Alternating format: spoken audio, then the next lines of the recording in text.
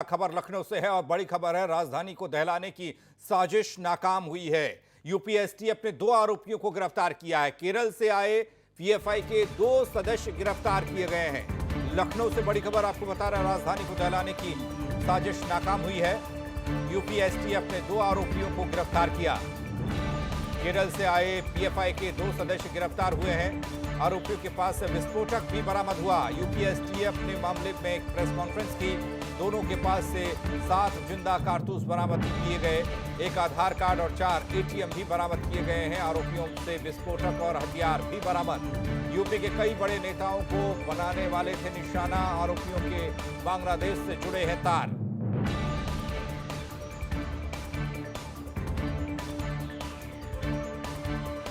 आरोपियों से विस्फोटक और हथियार बरामद हुए। लखनऊ से बड़ी खबर आपको बता रहे हैं, जहां राजधानी को दहलाने की साजिश नाकाम हुई है। यूपी एसटीएफ ने 2 आरोपियों को गिरफ्तार किया है। एसटीएफ उत्तर प्रदेश ने आज एक बहुत ही बड़ा खुलासा करते हुए 2 व्यक्तियों को गिरफ्तार किया है, जिसके पास से भारी मात्रा में एक्सप्लोसिव, डेटोनेटर और वेपन तथा इसके साथ साथ कुछ बहुत ही महत्वपूर्ण और चौंका देने वाले दस्तावेज भी प्राप्त हुए हैं। जो लोग गिरफ्तार किए गए हैं उनका संबंध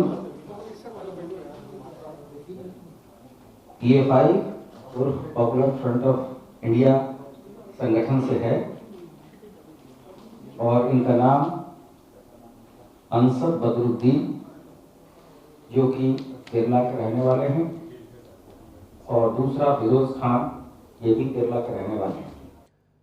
मोहम्मद साहब जुड़ रहे हैं हमारे साथ, हमारे सहयोगी। साहब, आपसे जानना चाहेंगे, एसटीएफ को बड़ी सफलता मिली है, क्या कुछ खुलासा हो रहा है? इन 2 आरोपियों ने क्या खुलासा किया है, क्या साजिश थी?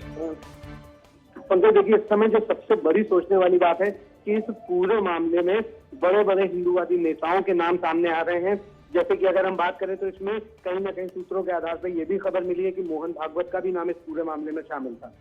और इसके साथ ही अगर हम बात करें तो बसंत पंचमी के दिन आतंकी हमले को ये एसटीएफ द्वारा नाकाम किया गया है।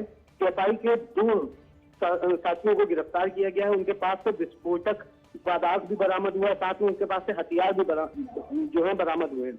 इसके साथ ही अगर हम बात करें तो गिरफ्तार जो पीएफआई के जो सदस्य हैं, एक का नाम जिसमें से बदरुद्दीन बताया जा रहा है, जो कि केरल का रहने वाला है, और वहीं दूसरा जो शख्स है जिसका नाम फिरोज खान बताया जा रहा है, और ये भी केरल का ही रहने वाला बताया जा रहा है। लखनऊ का जो खुर्रम नगर इलाका है, वहां पे पिकनिक स्पॉट की सूचना मिली थी एसटीएफ को, जो है खास सूत्रों के आधार पर, कि वहां पर ये दोनों ही जो पीएफआई के एजेंट हैं ये मौजूद हैं।